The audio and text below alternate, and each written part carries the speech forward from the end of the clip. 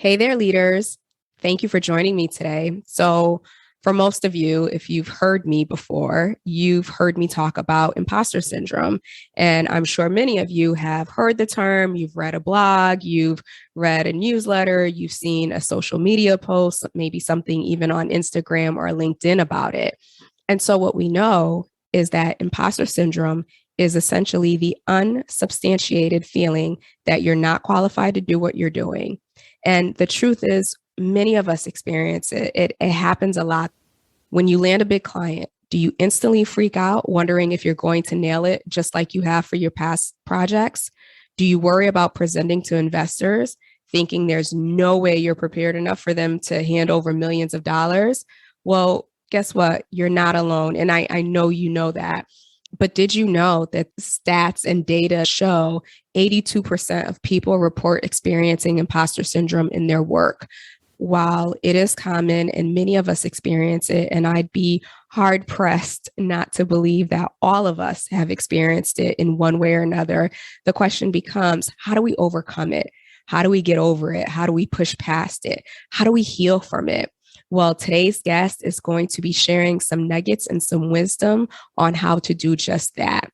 Suzanne McColl is a therapist. She is also a speaker and author, and she specializes in trauma mostly, but she also deals with individuals who, based on their trauma, are, overcome or have been overcome with imposter syndrome, and helps them create coping mechanisms that allow them to move past that moment of fear and that moment of anxiety to really create more healthy language and a more healthy identity. So with that, I know you are going to have a lot of major takeaways from this episode. And without further ado, let's go ahead and get into the content. Thank you for joining me on another episode of She Leads Now podcast, where we help career and entrepreneurial women gain the tools to develop a success mindset, create winning strategies, build collaborative relationships, and take bold action towards creating impact and fulfillment in their lives and careers. I'm your host, Sabine Gideon, and I'm on a mission to awaken and activate women and emerging leaders so they can tap into their innate leadership ability, elevate their influence, and create the impact they were destined to make. If you're ready to uplevel your confidence, courage, and influence, you've come to the right place. Join me weekly for insights, strategies, and resources to help you grow, develop, and embody the leader you were meant to be, so that you can make the impact you know you are called to make and establish the legacy you've always dreamed. The world eagerly awaits the emergence of your brilliance, impact, and influence. So with that, let's dive into this week's episode.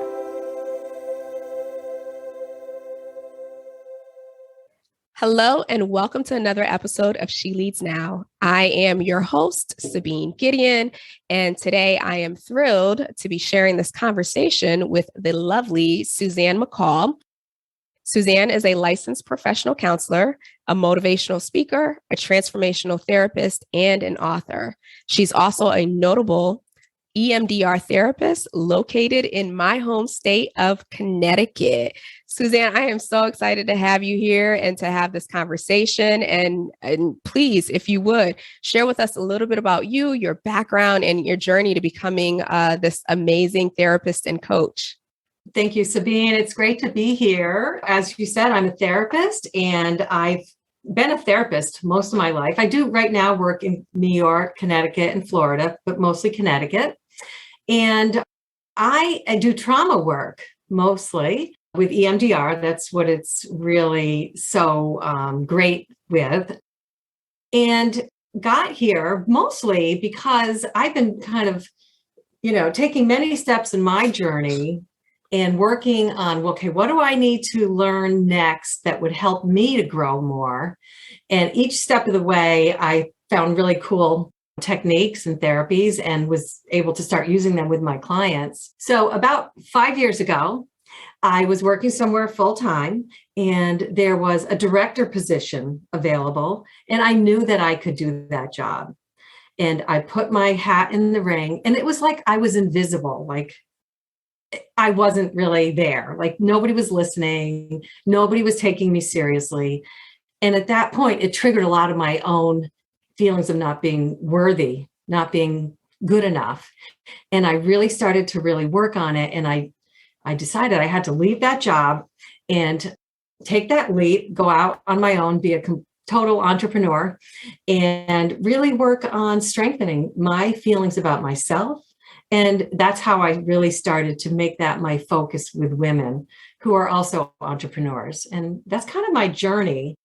Awesome. And thank you for sharing that. I did not know that that was the catalyst for you transitioning into the space. And so that's awesome that you took your own journey, your own personal journey and your learnings. And now you've been using it for years now to support others in your own practice. And so we're going to talk about a little bit more about those feelings of not enough and the imposter syndrome. And from the perspective of a therapist, what that looks like on the other side and what actually overcoming that can look like. But one of the things that I'm curious about that I know about you as well is that you've owned and maintained your practice for quite some time, which is a triumph all in itself. Talk to us about that journey transitioning from, being an employee to I'm going to take this leap, I'm going to start my business to now having grown this sustainable organization that you have. Yeah, it was a step-by-step journey until it was a big leap because I was working full time and I was too afraid. I wasn't confident enough to go out on my own. So I went out on my own while I kept my job. And then I took on another position of doing private practice. So I was doing all that private practice work, but playing it safe by keeping my day job. And then when it came to that time when I was basically told I wasn't enough, that I said, I've got to take the leap. And it was really scary to be on my own and supporting myself. And I really, there were a lot of learning lessons in terms of how to run a business, how to pay the taxes so that you don't end up having to pay them back after, and how to everything, the marketing. At first, I used to think I'm making all this money. I could spend a lot of money on all this stuff, but I really didn't know how to create a budget and a business plan. So that's when I started having coaches, and that really helped me a lot. I remember when I first got my accountant and he helped me all my bookkeeping. I thought he was like an angel. It was like, oh my God, it felt really good. And so I worked on my own. And then after a couple of years, I thought, I kind of want to work with other people. So I opened a group practice and I started to build that. And that was another whole challenge in itself, with learning how to manage other people, give them their independence, but also, be a manager. And, some of the imposter syndrome stuff came up then. How can I be the one that does this? But it did work and it kept growing. And so now it's pretty successful. It's probably, mid six-figure income. Plus I have another business now where it's more a solo practice where I do speaking and writing and workshops and sort of VIP sessions with people via telehealth. So I have two businesses now. And it's just been a learning process every step of the way. Oh, wow. That is amazing and impressive at the same time. And to your point about the accountant, I think anyone who has been blessed with the desire and the skill set to do bookkeeping, finance in any capacity, they are doing God's work. So, so yes, I appreciate that. And thank you so much for kind of sharing that step-by-step journey and how you've navigated that. And so the focus for today is really around imposter syndrome, because that is your zone of genius. And that is where you've helped so many, women and continue to help others in that space or overcome that trouble. And I before we get into how you are helping others navigate that, I pulled some quick stats that I wanted to share with the audience. 75% of executive women report having personally experienced imposter syndrome at certain points in their career, and 85% believe imposter syndrome is commonly experienced by women in corporate America. Large numbers, expected 100. And reason being, whether you're an executive woman climbing up the ladder or you're starting a business, we all have those periods in our lives or in those moments where, our mind will start to play tricks on us and will start to make us believe that we're not ready, we're not capable, we don't have the skill set, we don't have the pedigree, whatever it is, whatever that inner critic is sharing with you. And so today, I want to really talk through, not necessarily what is imposter syndrome, because I do believe that we've heard it in the media enough, and I've certainly talked about it enough to the audience, but really beyond the thoughts and the feelings and the emotions, right, that we recognize as the symptoms, underneath it all, what is the root? What is at the root of imposter syndrome? Yeah, I think it comes from a few different places: society, cultural expectations and values and beliefs for women, for example, what they can do and can't do, whether it's okay to be leaders or not. So societal stuff, but family things that your parents take on and they pass on, and whether they say it or not, they're showing it, right? Like about women not being being able to be leaders. A lot of it has to do with being leaders and being able to speak what you have to say, your opinions about things. And so it's like what the role model's been. But it's also, there's a lot of trauma that happens with people. And what happens is when they kind of deal with it their whole life in one way or another. And a lot of people who have had trauma tend to be pretty high achievers. They don't feel good enough, so they're working on getting approval, and they really work hard at it. Like perfectionism, it's all about not letting people see who you think you really are, that fear, that belief that you're not good enough. And then when you get put into a situation where, you might be an executive and you might be a woman with all these men, perhaps, around the table, and all those beliefs about yourself come full-fledged, they get triggered. And the reason why they're getting triggered is because they haven't been processed. Because when we have trauma, it goes to the part of your brain where it just gets kind of tucked away and it doesn't get processed. It's more in the lower part of the brain where we have emotions and reflexes. So, but when you get into these situations where you're qualified, you get hired, you're definitely qualified, but you just feel like you don't belong and you don't fit in because you're different than everybody. It gets triggered, that imposter syndrome. Absolutely. And you make so many points here. And so you talked about some of the places and where those seeds are sown, or societal, obviously family situations, spoken, unspoken. And then you mentioned trauma. And I think it's important to kind of highlight that, because many of us are so familiar with trauma in the sense of, verbal abuse or physical abuse or sexual abuse. And so, what we associate trauma with is like some of these like really, really ugly things, right, that happen to people.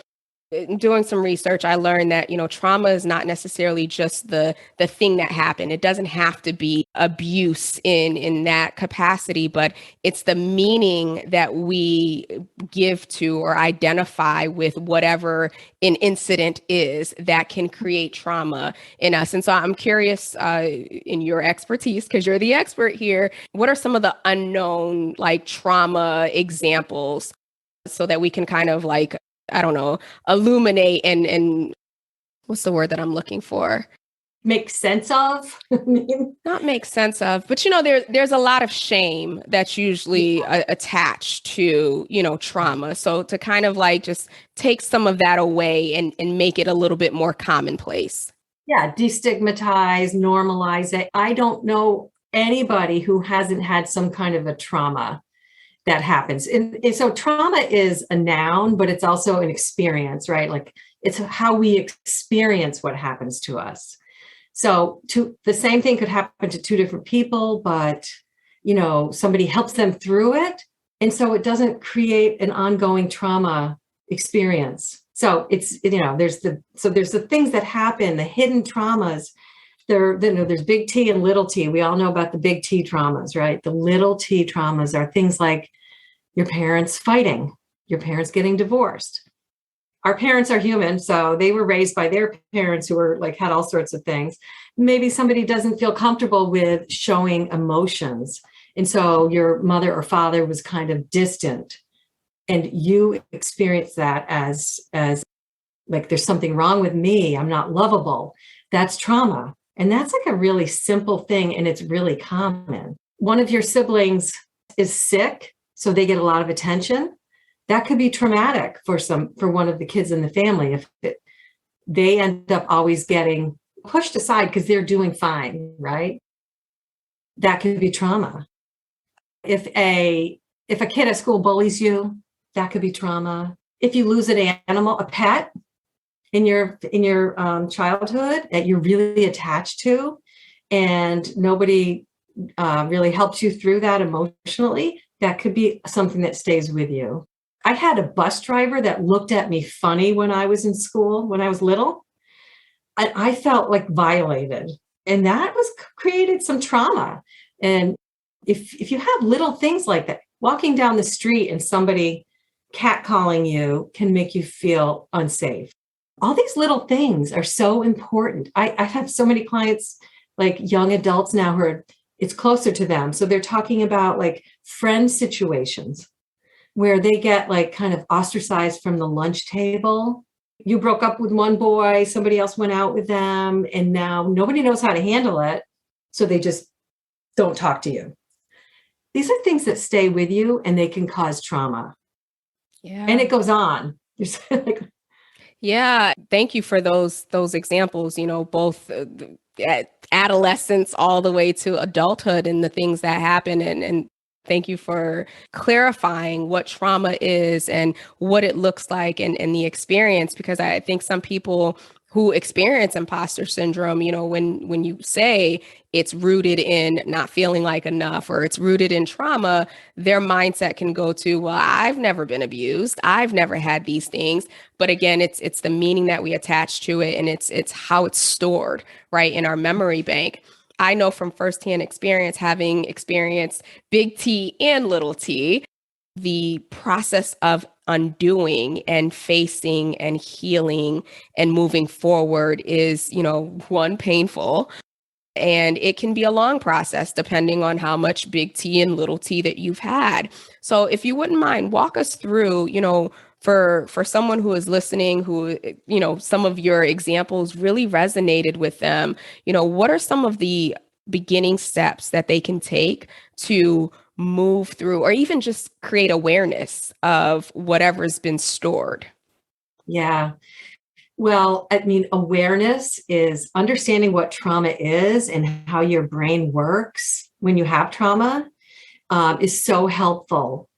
Like, for example, knowing that like when you feel like you can't think straight and you can't find the words when you're like in a meeting or something, and you can start to say to yourself, oh, that's a trauma reaction. I must be feeling uncomfortable right now. Because when you go into those trauma reactions, you're in fight or flight, and then you're not thinking clearly. You're just reacting.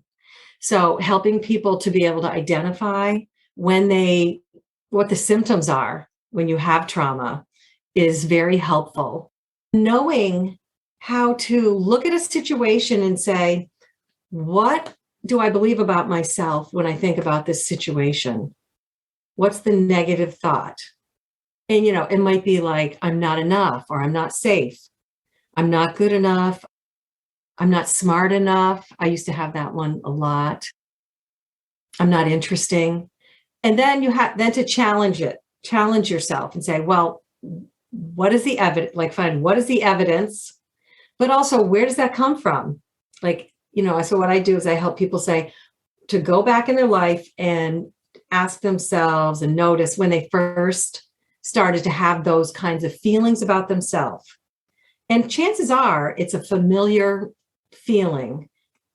I don't know about you, but what my experience with people and even myself is we all struggle with a basic thing, a basic belief about ourselves. And that tends to keep coming up in different situations. So most of my clients, when I say, well, when did you first feel that? They're like, oh, I know exactly when I started to feel that way, or oh, I've been feeling that way my whole life, So trying to separate that out, like it's not maybe about the here and now, it's really maybe more about the past. Right. And so a couple things that you said there was to, one, identify the symptoms and of course the triggers, and then, get to the root of where is that negative thought coming from, or what is that negative thought? And so, I think that that's so important for us. I usually challenge it with, is that true? But I think the other piece too, in that, having had to do this work is, identifying the symptoms and the triggers is one thing.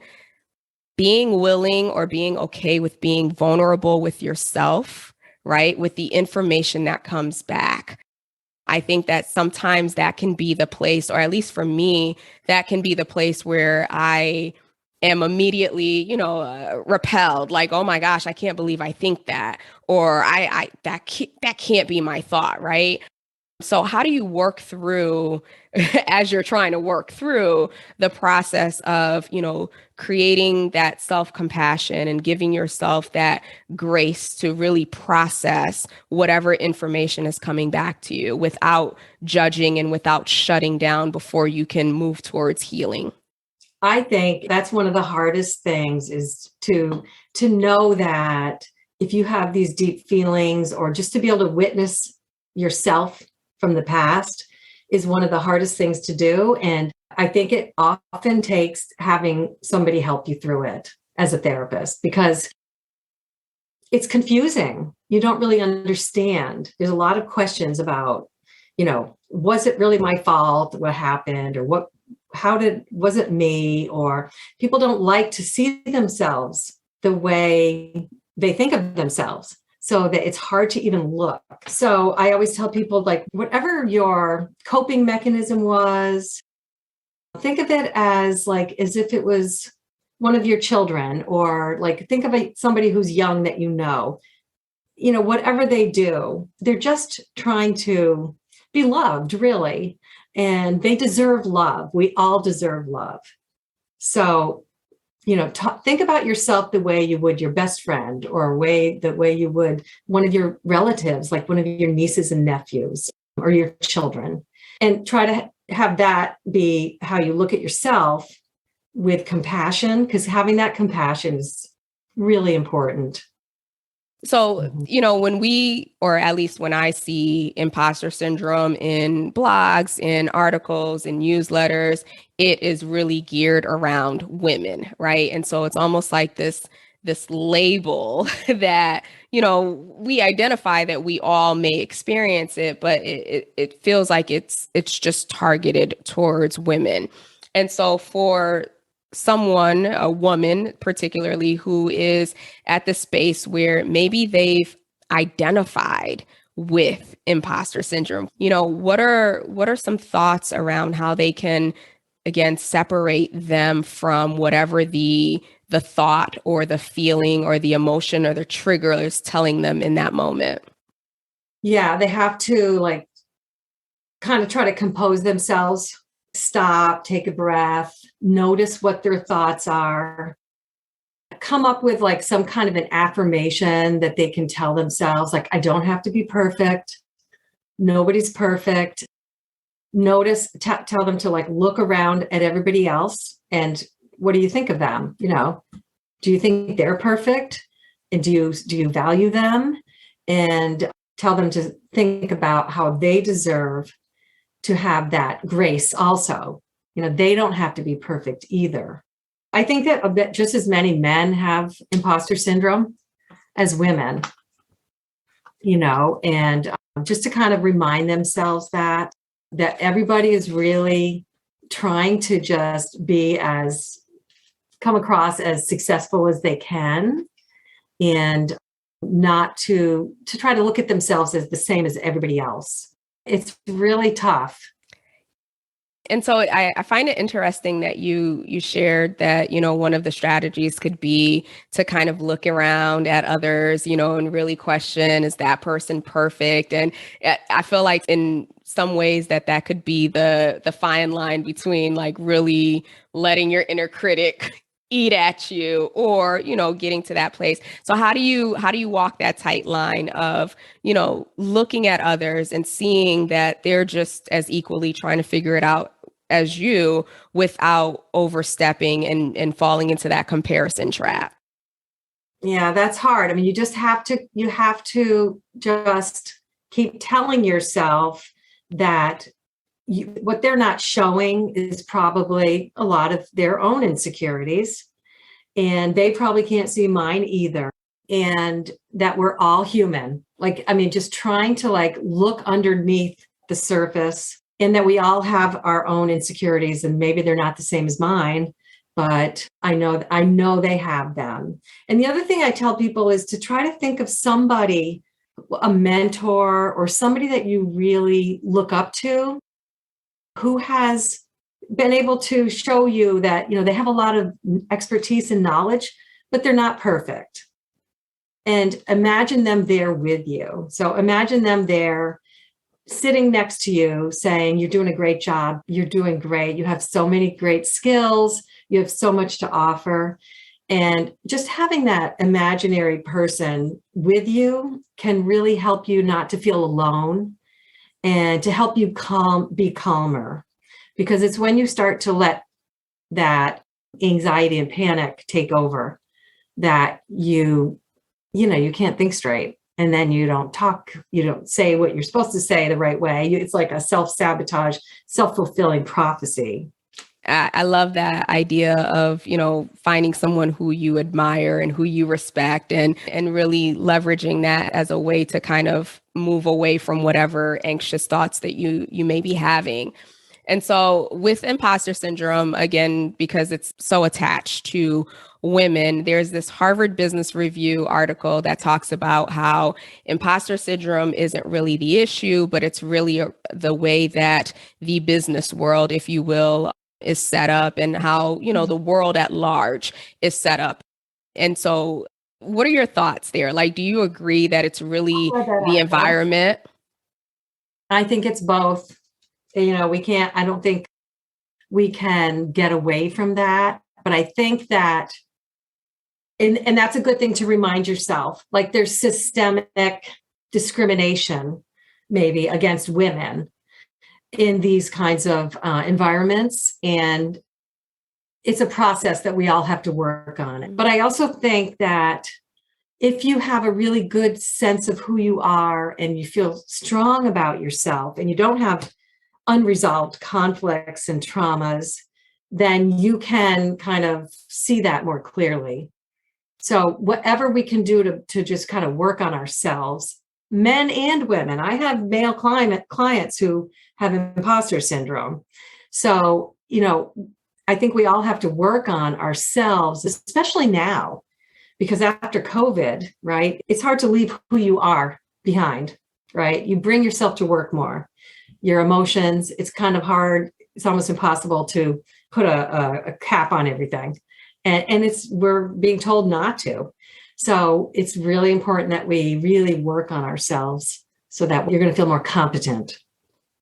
Thank you so much for sharing your additional insight on that, and giving the both sides of the coin there. And so just shifting gears a little, right? So as someone who has built a successful business and practice, who is now, building phase 2 of her career and her business, as you look back and to that earlier version of Suzanne, who was just taking the leap of faith, who was, learning who she was, and dealing with all of her of her trauma and imposter syndrome. What are some of the biggest lessons that you've learned, not just necessarily in building the business, but in becoming and embodying a leader in this space? Yeah, I think one of the biggest things that I've learned is that, we each have our own skills, our own qualities, our own style, and to value that.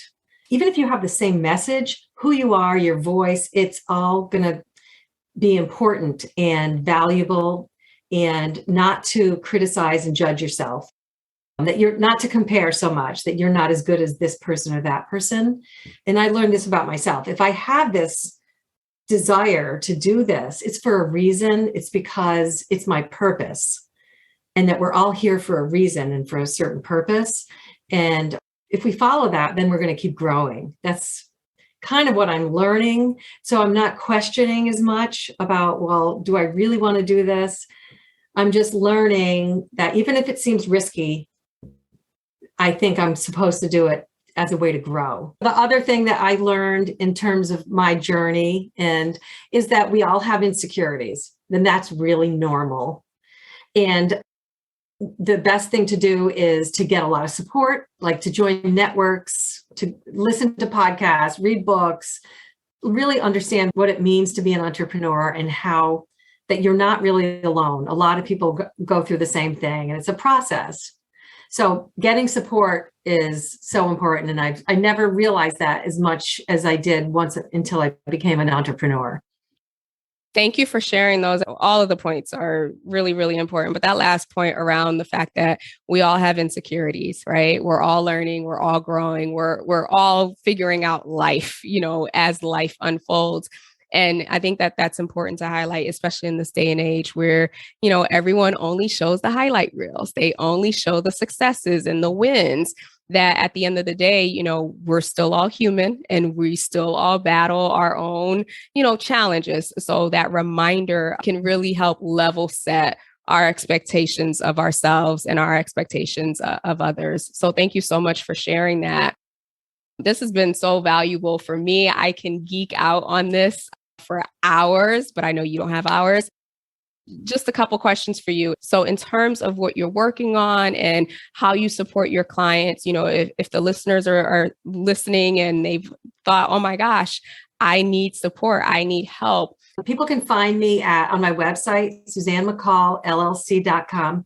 And I have all sorts of resources on there, like free courses, articles, things that are all about imposter syndrome and other kinds of issues that entrepreneurs have.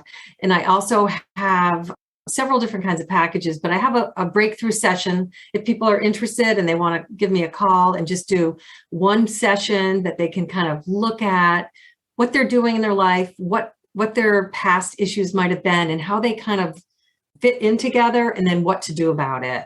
So you can find that on my website, and I'm on, every social media, Suzanne McColl, LPC. You can find me LinkedIn, Facebook, Instagram, Pinterest. Awesome. Thank you, Suzanne. I'll be sure to link the website as well as all of your handles and the link to the breakthrough session. And one question that I always ask my guests, because I am a firm believer that leaders are readers. As you think about, books that you've read, are there any that, really stand out for you or really been helpful in your journey towards overcoming imposter syndrome? I really like What Happened to You by Oprah Winfrey and Dr. Perry, because it really links how a person might be feeling in the here and now with what happened to them in the past. Mm-hmm. So I highly recommend that.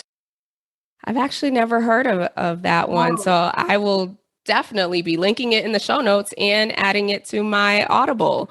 So thank you for that. You're welcome. So as we wrap up and I turn you loose to the rest of the world who needs you, any final thoughts, anything that you want to share with the audience as words of encouragement? Just that, if you have imposter syndrome, or if you're struggling with not feeling good enough, these are all just beliefs that you have from the past. You can get over them. You can shift them to feeling really positive and empowered, and don't settle for feeling not good enough. Amazing words of wisdom. Suzanne, thank you so much for coming on the show, for, sharing your knowledge, your wisdom, your vulnerability in terms of your own process, and certainly the inspiration. And for the listeners, hopefully you got some nuggets from this. Please be sure to connect with Suzanne on her social handles as well as on her website and schedule one of those breakthrough sessions if you need it. With that, I will chat with you next week. Until then, have a great rest of the week. Take care. Thank you for tuning in to another episode of She Leads Now. Be sure to join us next week for another transformative discussion to help you grow, develop, and embody the courageous leader you've always been. Be sure to subscribe to the show to get alerts when new episodes drop, and join us for our next Leaders Lounge meetup on Zoom. Details and dates for future sessions are included in the show notes below, so take a look there or head over to SabineGideon.com/lounge to register and hold your spot for the next session. Again, that's SabineGideon.com/lounge to grab your spot. Excited to connect with you all inside the lounge. Talk to you soon.